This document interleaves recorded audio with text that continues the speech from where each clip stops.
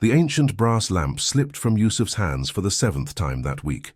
It shattered on the cobblestones of Khan el-Khalili, sending shards across the narrow alley. The old merchant stared at his bleeding palms, watching his livelihood crumble piece by piece. Why did every merchant in Cairo's oldest market suddenly lose everything they touched? What invisible force was draining the blessing from an entire neighborhood? And why did it take a 6-year-old orphan reciting Quran to reveal the terrifying truth? This story is so profound and unsettling that it will change how you see the spiritual battles happening around you every single day. Listen until the very end, because the lesson this child taught an entire community might be exactly what you need to hear right now. Before I continue with this testimony, I need you to do something. Check if you're already subscribed to this channel and write in the comments which country you're watching from. I want to know how far this message about spiritual protection and faith is reaching. Your comment helps this content reach more people who need to understand the unseen battles we face. Now let me take you back to Cairo, to the labyrinth of Khan el-Khalili, where this story unfolded. Yusuf al-Masri was a 3rd-generation brass merchant in Khan el-Khalili, the historic market that had stood in Cairo for over 600 years. His family's shop, nestled between a spice merchant and a carpet seller, had been there since his grandfather's grandfather first hammered copper into beautiful Islamic geometric patterns. For 73 years, Yusuf had never experienced a bad month. His hands, weathered and scarred from decades of metalwork, had crafted thousands of lamps, trays, and decorative pieces.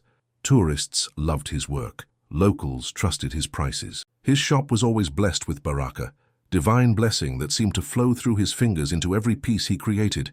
But 3 months ago, everything changed. It started small.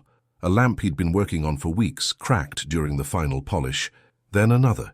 Then an entire batch of copper trays warped inexplicably in the night, despite the temperature being perfect. Orders were cancelled. Customers who had been loyal for years suddenly walked past his shop without a glance, as if an invisible barrier prevented them from entering. "It's just bad luck, Abu Yusuf," his neighbor Ahmad, the spice merchant, would say. But Ahmad was lying, because the same thing was happening to him. His finest saffron had lost its color overnight. His cardamom had gone stale despite being freshly imported. Even his aged oud wood, worth more than gold, had somehow become odorless. The carpet seller Fatima had it worse. 3 of her most expensive Persian rugs had been mysteriously damaged, tears appearing in identical patterns, as if invisible claws had raked across them while she slept upstairs. One by one, every merchant in their section of the souk was experiencing the same inexplicable misfortune, and no one wanted to say out loud what they were all thinking. Someone had cursed Khan el-Khalili. The morning Yusuf decided to confront the situation openly. The sky over Cairo was the color of dust and despair. He gathered the afflicted merchants in the small courtyard behind his shop. 7 families, all of them faithful Muslims, who had never missed a prayer, all of them now watching their businesses die by inches. "We need to talk about what's happening," Yusuf began, his voice shaking slightly. He was the eldest among them, the unofficial leader of this corner of the market. "This isn't bad luck, this isn't coincidence. We all know what this is." "Al-Ain," whispered Fatima, using the Arabic word for evil eye. Just speaking it made her shudder. "Someone has looked upon us with such envy, such malice, that it's manifested as a curse." Ahmad shook his head vehemently. "Be careful with such words, sister. We can't just accuse." "I'm not accusing anyone specific," Fatima cut him off. "But look at us. 7 shops, all successful, all blessed, all suddenly falling apart at the same time. The patterns are too similar. The timing is too perfect." She was right, and they all knew it. In Islamic tradition, the evil eye, Al-Ain, was very real. The Prophet Muhammad, peace be upon him, had warned about it. Entire verses of the Quran spoke of seeking refuge from the envier when they envy. It wasn't superstition. It was spiritual reality. "Has anyone seen anything unusual?" asked Karim, the youngest merchant among them, who sold traditional Islamic calligraphy. "Any strangers? Anyone watching us too closely?" The merchants exchanged glances. There had been someone, a woman, perhaps in her 50s, dressed entirely in black, who had visited each of their shops exactly 1 week before the troubles began.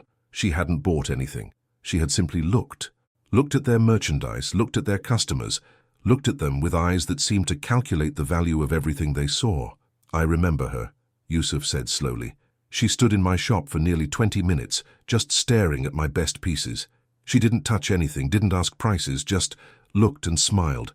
And when she left, she said something strange. What did she say? Fatima leaned forward. She said, "MashaAllah, so much blessing in one place. I wonder how long it will last." The courtyard went silent. In that moment, they all understood. Those words, said without genuine good intention, without saying "MashaAllah" from the heart as protection against envy, had been a verbal curse disguised as a compliment. That afternoon, Yusuf closed his shop early, something he hadn't done in 40 years except for prayers and funerals. He walked through the winding streets of Islamic Cairo to the Al-Azhar Mosque, one of the oldest and most respected Islamic universities in the world. He needed to speak with Sheikh Ibrahim, an elderly scholar known for his knowledge of ruqya, Islamic spiritual healing. If anyone could help them break whatever curse had fallen upon their market, it would be him. Sheikh Ibrahim received Yusuf in a small study lined with ancient books, their leather bindings cracked with age, their pages filled with knowledge passed down through 13 centuries. The sheikh's face was deeply lined, his beard completely white, but his eyes were sharp and knowing. "Tell me everything," the sheikh said simply. Yusuf did. He described the progressive destruction of their businesses, the strange woman, the timing, the identical patterns of misfortune. As he spoke, Sheikh Ibrahim's expression grew more grave. "You're right to be concerned," the sheikh said finally.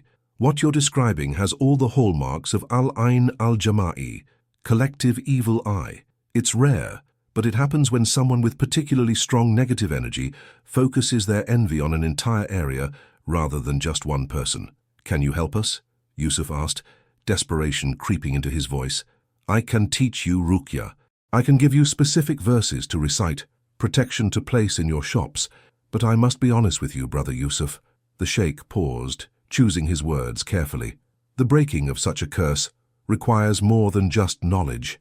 It requires absolute sincerity, pure intention, clean heart. The Quran is not magic. It's the word of Allah. It works through faith, not formula." "We have faith," Yusuf insisted. "Do you?" Sheikh Ibrahim's gaze was penetrating. "Or do you have fear? Because right now I see more fear in your eyes than faith, and fear is what the evil eye feeds on." The sheikh stood and retrieved a worn notebook. "I'll write down the verses for you. Recite them morning and evening in your shops. Make sure all of you do it together. Unity in faith is powerful, but remember, the breaking of this curse, if that's truly what it is, will come from an unexpected source. It always does. Allah sends His help in ways we don't anticipate." Yusuf left the mosque with the notebook, but also with a gnawing anxiety. An unexpected source. What did that mean? And more importantly, did they have enough time before their businesses completely collapsed? What none of them knew yet was that the answer to their prayers was already in Khan el-Khalili, sleeping on a cardboard mat in an abandoned archway, clutching a water-damaged copy of the Quran to his chest. The ruqya recitations began the next morning. All 7 merchants gathered in Yusuf's shop at dawn, before the market opened. They stood in a circle, each holding a copy of the Quran, and together they recited the protective verses Sheikh Ibrahim had prescribed. "Qul a'udhu bi rabbil falaq, min sharri ma khalaq." Say, "I seek refuge in the Lord of daybreak, from the evil of that which He created." The words should have brought comfort. They should have brought peace. But as the merchants recited, something strange happened. The temperature in the shop dropped suddenly. Yusuf's breath became visible, as if winter had arrived in the middle of Cairo's spring. The brass lamps hanging from the ceiling began to swing, though there was no wind. And in the corner of the shop, in the shadows that the morning light hadn't yet reached, something moved. Ahmad saw it first. "Did you see that?" he whispered, interrupting the recitation. They all stopped. They all looked. In the darkest corner, the shadows seemed deeper than they should be, denser, almost solid, and within those shadows, barely visible, were eyes. Multiple sets of eyes, watching them with malevolent intelligence. Fatima gasped and clutched her Quran tighter. "Ya Allah, protect us." "Don't stop reciting," Yusuf commanded, though his voice trembled. "This is proof we're doing the right thing. The darkness always resists the light." They continued, louder now, more forceful. And as they recited, the shadow eyes slowly faded, retreating reluctantly as if pushed back by the words themselves. When they finished the complete recitation, the shop's temperature returned to normal, and the sense of oppressive presence lifted. But they all knew, whatever curse had been placed on them, it wasn't just spiritual. It had manifested entities, jinn or something worse, that were actively working to destroy their livelihoods. Over the next week, the incidents escalated. Karim's calligraphy ink turned to what looked like blood mid-stroke. Ahmad found dead scorpions in his spice jars. Impossible, since he checked them daily, and they were always sealed. Fatima heard voices whispering from her rugs at night, saying things in a language she didn't understand but that filled her with dread. And Yusuf's brass pieces, they had started to form patterns on their own. He would leave a plain tray on his workbench, and in the morning strange symbols, definitely not Islamic, definitely not benign, would be etched into the metal surface as if burned there by invisible hands. "The ruqya isn't working," Ahmad said one evening, his voice hollow with exhaustion. "It's getting worse." "No," Yusuf insisted, though doubt was gnawing at him too. "Sheikh Ibrahim said it requires pure sincerity. Maybe we're not praying with enough faith. Maybe our hearts are still filled with fear and that's blocking the blessing. Or maybe," Fatima said quietly, "we're not the ones meant to break this curse." His name was Bilal, and he was 6 years old. No one knew where he came from. He had appeared in Khan el-Khalili about 2 months earlier, a small, thin child with enormous dark eyes and a maturity that seemed impossible for his age. He slept in an abandoned archway near the old city wall, begged for coins during the day, and spent his evenings sitting in the corner of the market square, reading. What he was reading was what made him different. While other street children played or fought over scraps of food, Bilal sat with a water-damaged Quran that someone had apparently thrown away, and he read. Not just read, he recited, softly, barely above a whisper, but with perfect pronunciation and deep understanding. Most people walked past him without a second glance. Cairo had many orphaned children, many street kids. One more didn't make a difference, but Yusuf had noticed him. Particularly in the last week, as their spiritual battle intensified, Yusuf had become aware of the boy's presence in a new way. It was as if whenever Bilal was nearby, the oppressive feeling lifted slightly. The shadows seemed less menacing. The curse seemed to pause. One evening, as Yusuf was closing his shop, he saw Bilal sitting in his usual spot, reciting by the light of a street lamp. On impulse, Yusuf approached. "Assalamu alaikum, young one," Yusuf greeted him gently. Bilal looked up, and Yusuf was struck by the depth in those young eyes. "Wa alaikum assalam, uncle," the boy replied, his voice soft but clear. "What are you reading?" "Surah al-Baqarah," Bilal answered. "It's the longest surah, but also the most powerful. The Prophet, peace be upon him, said that Satan flees from any house where this surah is recited." Yusuf's heart tightened. How did a street child know such things? "Where did you learn this?" "My father taught me," Bilal said simply. "Before he died, he was a hafiz. He had memorized the entire Quran. He said knowledge was the only inheritance he could give me." "And your mother?" "She died when I was born." No sadness in his voice, just acceptance. "My father raised me alone. He taught me to read when I was 3. By the time I was 5, I had memorized 15 juz of the Quran. We were supposed to finish together, but then he got sick." Bilal's voice trailed off for the first time, and Yusuf saw the child he truly was beneath the mature exterior. A lonely, grieving boy trying to hold on to his father through the only thing he had left. The Quran, his father, had taught him. "Why do you sit here every evening?" Yusuf asked gently. Bilal looked around at the market, at the shops with their closed shutters, at the shadows that gathered in the narrow alleys. "Because there's something wrong here, something dark. I can feel it. And my father taught me that where there is darkness, we should bring light, the light of the Quran." Yusuf's breath caught. This child knew. Somehow, this 6-year-old orphan could sense what was happening to their market. And he had been fighting it alone, with nothing but his memorized Quran and his pure faith. "Would you come to my shop tomorrow morning?" Yusuf asked, an idea forming. "There are some other merchants I'd like you to meet." Bilal studied him for a long moment, then nodded. "Is it about the curse? You know about that?" "Uncle," Bilal said with that impossible wisdom, "everyone in this market knows about the curse. They just don't want to say it out loud." The next morning, Yusuf gathered the 7 merchants again, and this time he brought Bilal with him. The merchants' reactions ranged from confusion to skepticism. Why had Yusuf brought a homeless child to their spiritual crisis meeting? "Please, hear me out," Yusuf insisted. "This boy, Bilal, he senses what's happening here, and I believe he might be what Sheikh Ibrahim meant when he said help would come from an unexpected source." Ahmad frowned. "With all respect, Abu Yusuf, he's a child. How can—" "Let him speak," Fatima interrupted, studying Bilal with interest. There was something about the boy that made her think of her own son, who she'd lost to illness years before. Something pure.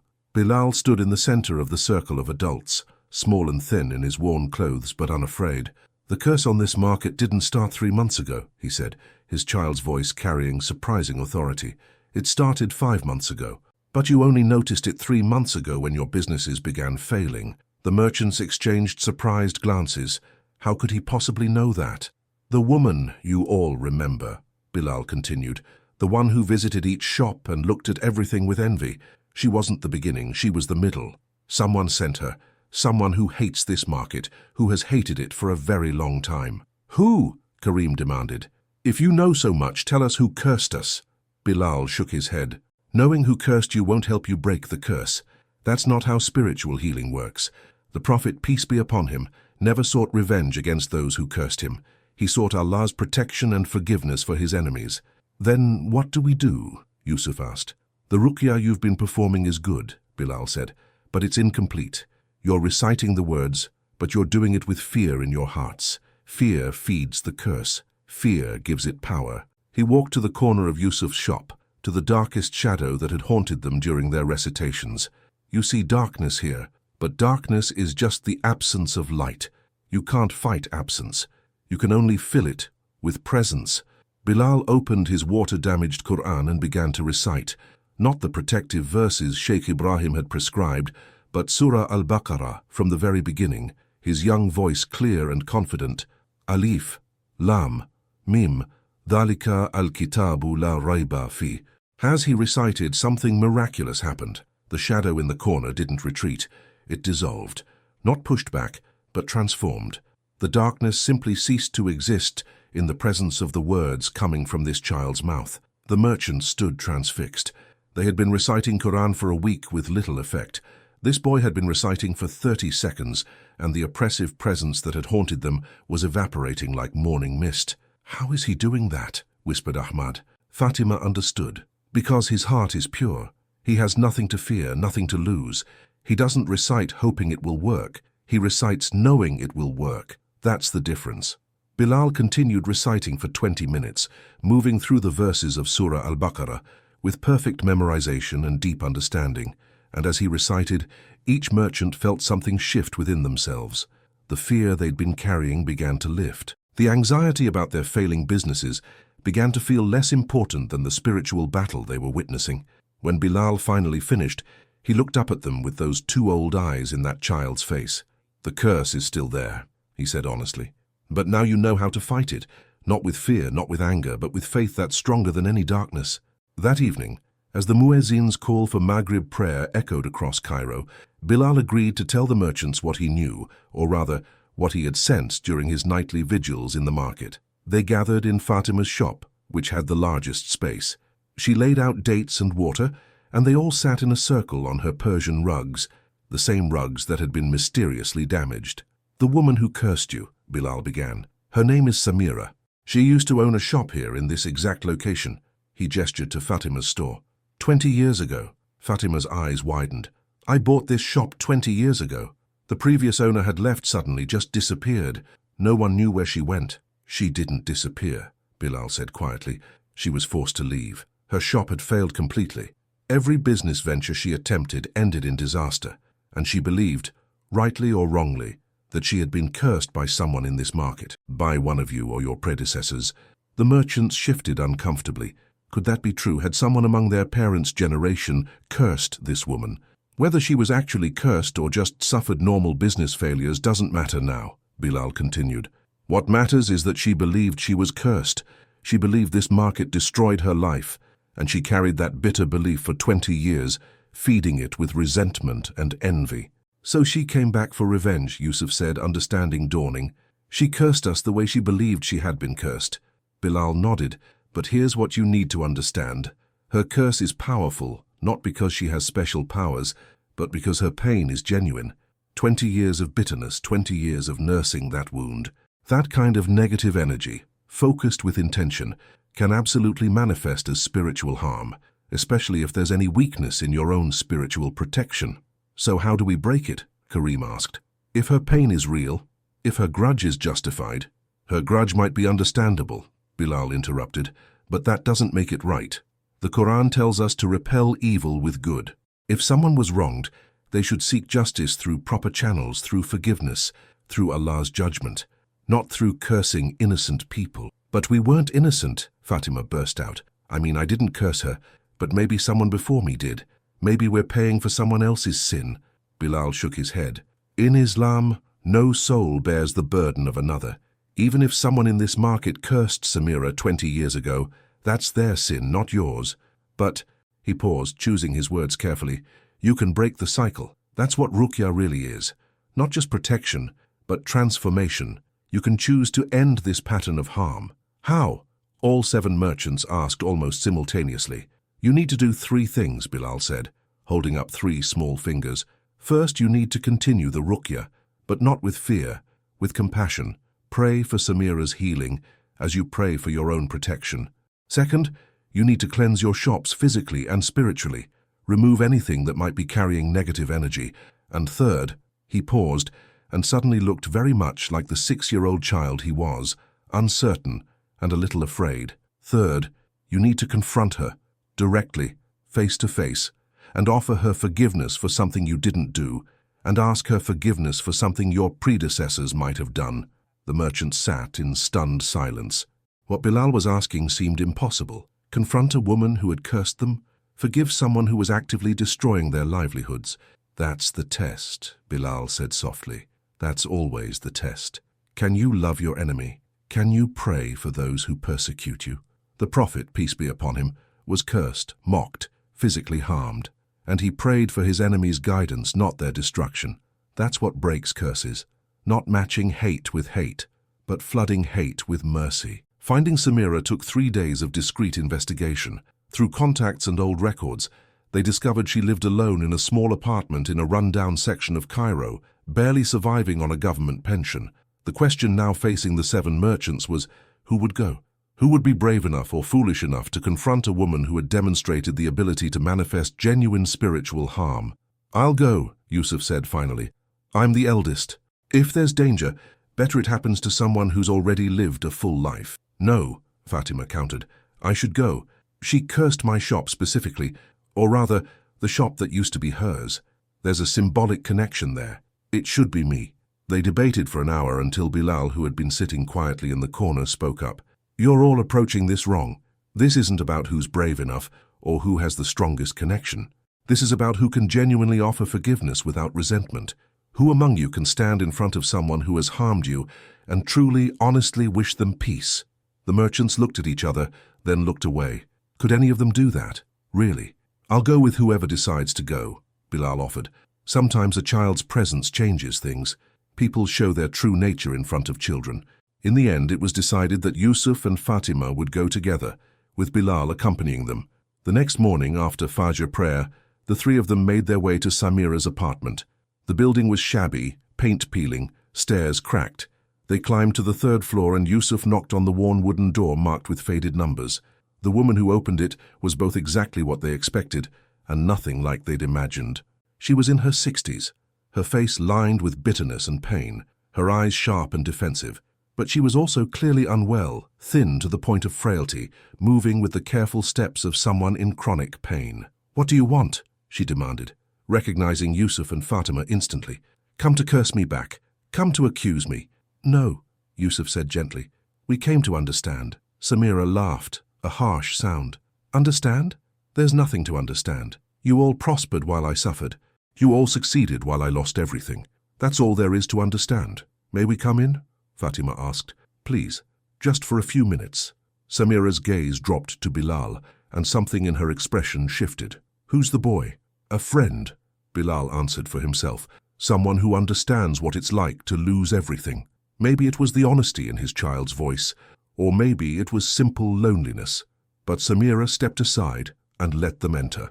The apartment was sparse and clean, with only the bare necessities. But on one wall, Yusuf noticed something that made his heart ache. Photos of a shop, Samira's old shop in happier times, when it had been thriving. In the photos, a younger Samira smiled at the camera, her eyes full of hope and pride. "You loved that shop," Yusuf said softly. "It was my dream," Samira replied, her voice breaking slightly. My husband died young, left me with 2 daughters to raise alone. That shop was everything. Our income, our future, my pride, and then it all fell apart. Tell us what happened, Fatima urged. Please, we need to know.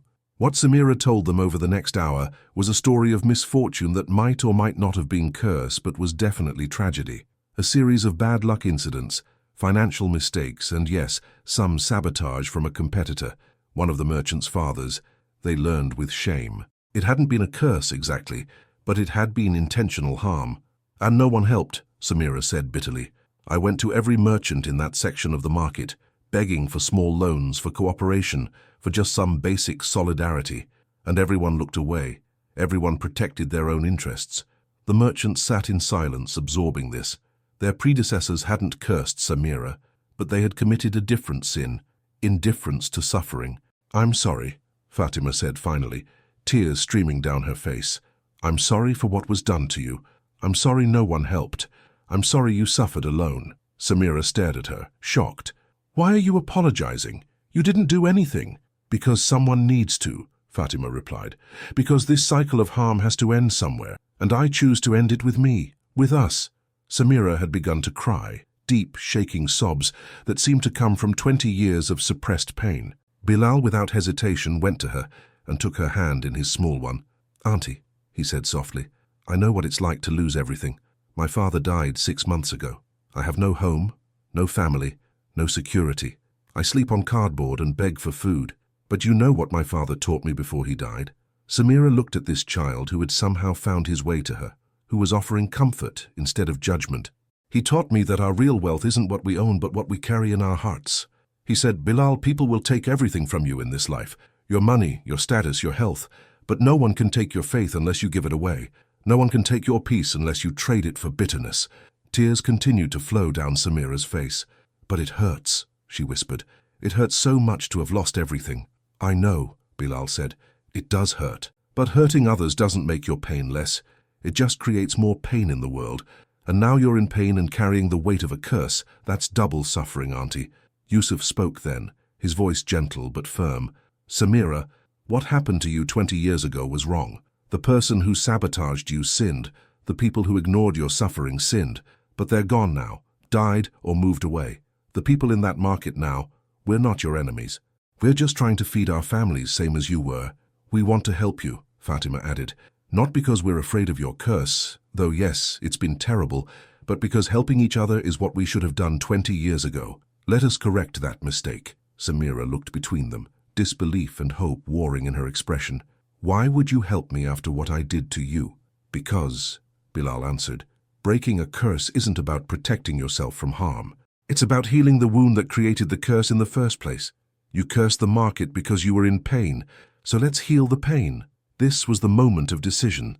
Samira could refuse, could cling to her bitterness, could keep feeding the curse out of wounded pride, or she could accept this impossible offer of redemption. I don't know how to stop it, she admitted finally, her voice small. The curse.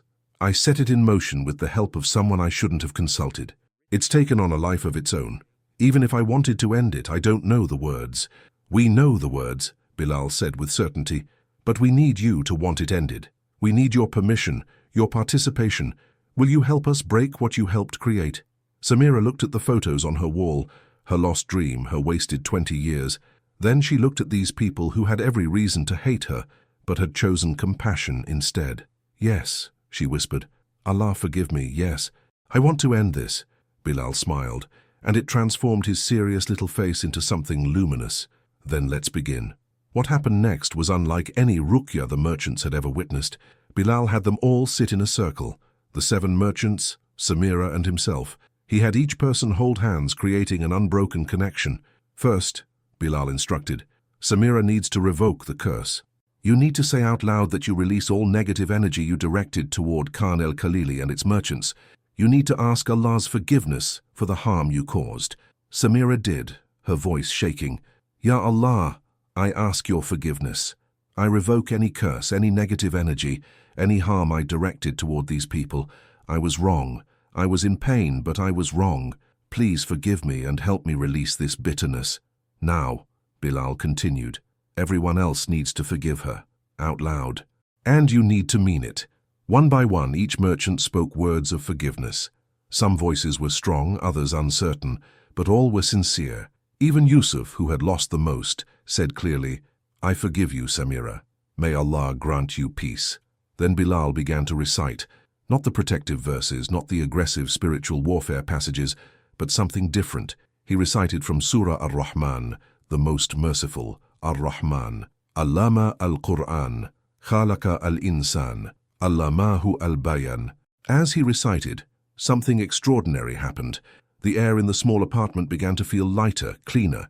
The heaviness that had hung over the market for months, that had hung over Samira for years, began to lift like smoke dissipating. Samira gasped. "I can feel it," she said.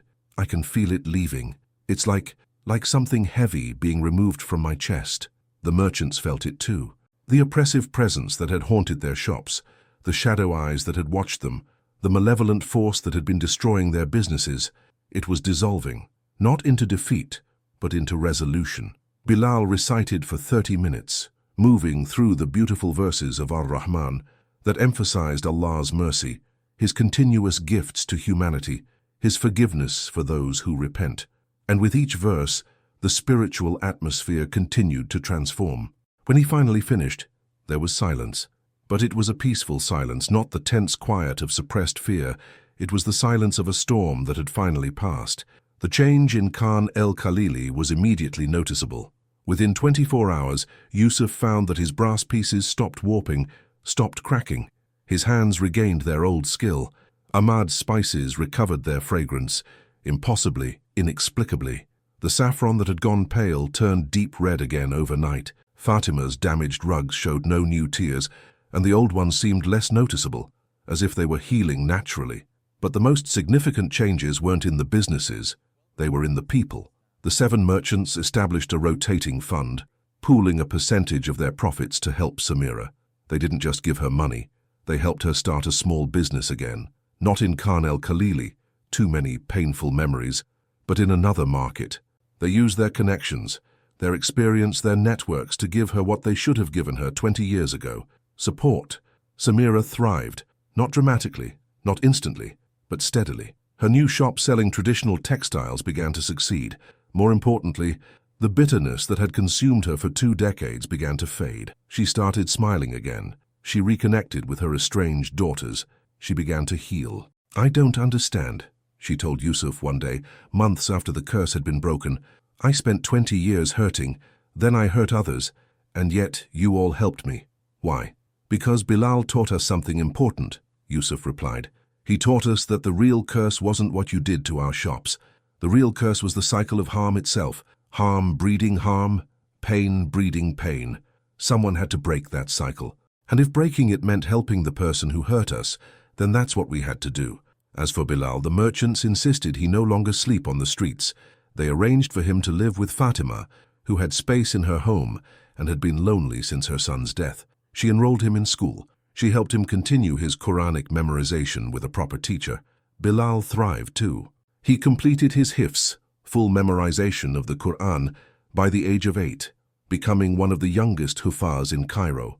But more than that, he maintained that remarkable wisdom, that ability to see spiritual realities that others missed. "How did you know?" Fatima asked him one night as they sat together after Isha prayer. "How did you know exactly what needed to happen?" Bilal thought for a moment. "My father taught me that the Quran isn't just words on a page, it's a living guide.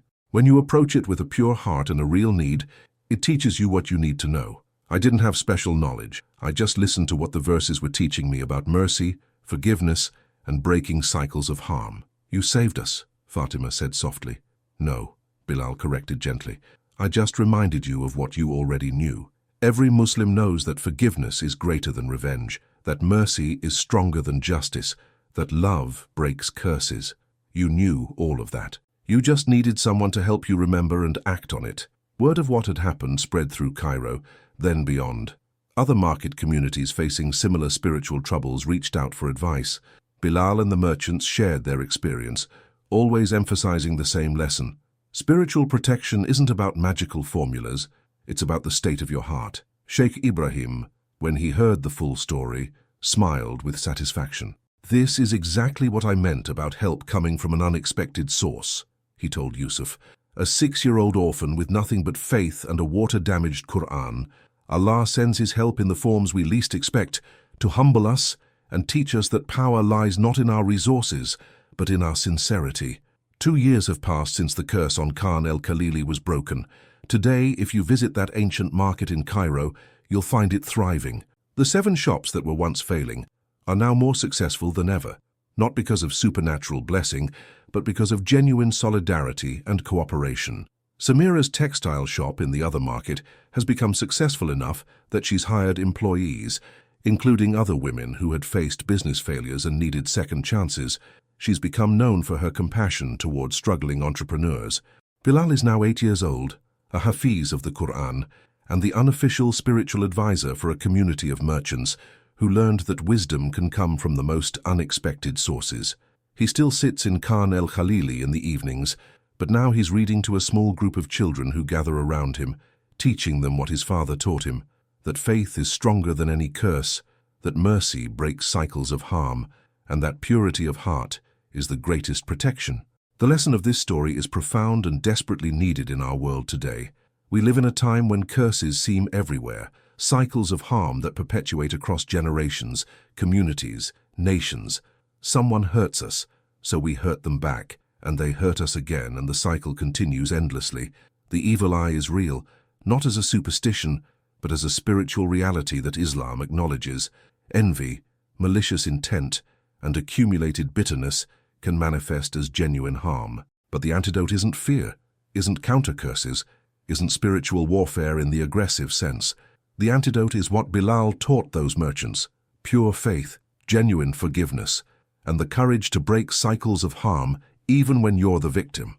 The strongest ruqya isn't the one recited in fear or anger, but the one recited with compassion for both yourself and those who harmed you. As the Prophet Muhammad, peace be upon him, taught, the strong person is not the one who can overpower others, but the one who controls himself when angry. That same principle applies to spiritual battles. The strong believer isn't the one who can curse their enemies more powerfully, but the one who can forgive their enemies more deeply. If this story touched your heart, I urge you to share it. Share it with those who are struggling with old wounds, with those who are carrying bitterness, with those who think revenge is the only response to being wronged. Let them know that there's a better way, a way that doesn't just protect you from curses, but transforms the very spiritual atmosphere around you. What about you? Are you carrying any bitterness that might be manifesting as spiritual blockage in your own life? Are there people you need to forgive, not for their sake, but for yours? Are there cycles of harm you need to break before they break you? The teaching of Ruqya is not just about reciting specific verses when you're under spiritual attack. It's about living in such a state of spiritual cleanliness, such purity of heart, such genuine faith, that negative energy simply cannot take root in your life. Subscribe to this channel if you want more stories about the unseen spiritual realities that Islam teaches us.